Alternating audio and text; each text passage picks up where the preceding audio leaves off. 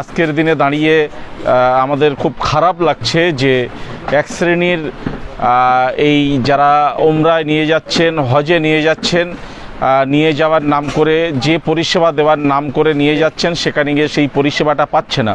আমি বিশ্বাস করি যে হাজী সাহেব নিশ্চিত করে যে পরিষেবা দেওয়ার প্রতিশ্রুতি দিয়ে 92 জনের কাফেলা নিয়ে যাচ্ছেন, আশা করি সেই পরিষেবা তিনি 100% দেওয়ার চেষ্টা করবেন। হাজী সাহেবরা তার পরিষেবা পাবেন যারা ওমরায় যাচ্ছেন। আলহামদুলিল্লাহ, দীর্ঘদিনের আশা, ইচ্ছে, আকাঙ্ক্ষা ছিল পবিত্র বাইতুল্লাহ শরীফ জিয়ারত করব 2003 সাল থেকে আর এই 2025 সাল পর্যন্ত হাজিদের সেবা, হাজিদের খেদমত করে আসছি।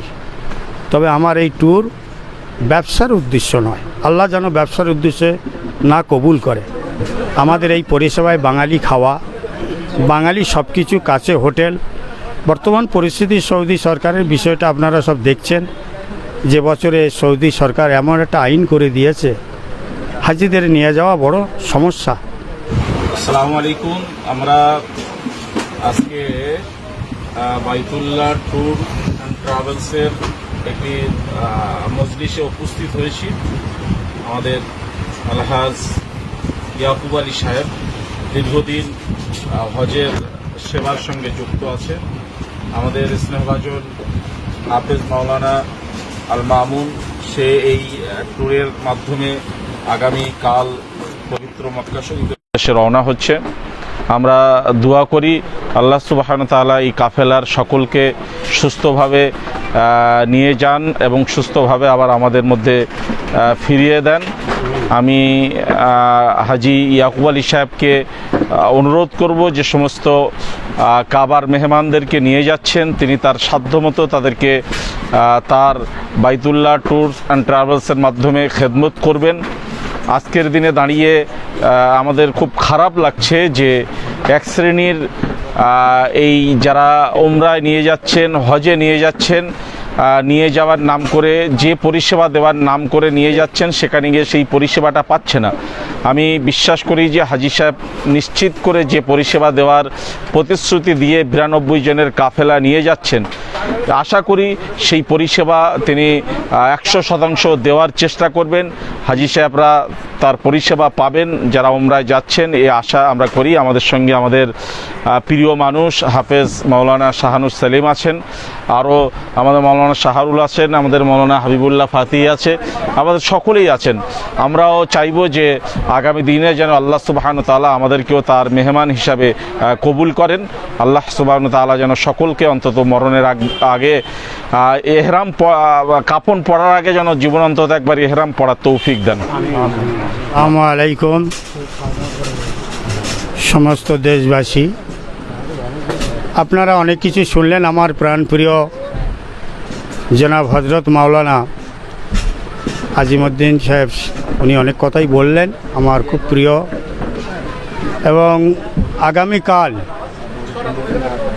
ফুরফুরা শরীফের পীর মাওলানা আবু তাহের সিদ্দিকী হুজুর কেবলার এজাজাত, দোয়া এবং পীর মাওলানা আল্লামা ওমর সিদ্দিকী হুজুর কেবলার দোয়া এবং টোটাল ফুরফুরা শরীফের পীর সাহেব পীরজাদাদের দোয়া নিয়ে আগামীকাল আমাদের ফ্লাইট আছে ভোর 5টায় 92 জনের। এবং দীর্ঘ 25 বছর 2003 সাল থেকে আর এই 2025 সাল পর্যন্ত হাজিদের সেবা, হাজিদের খেদমত করে আসছি। তবে আমার এই ট্যুর ব্যবসার উদ্দেশ্য নয়, আল্লাহ যেন ব্যবসার উদ্দেশ্যে না কবুল করে।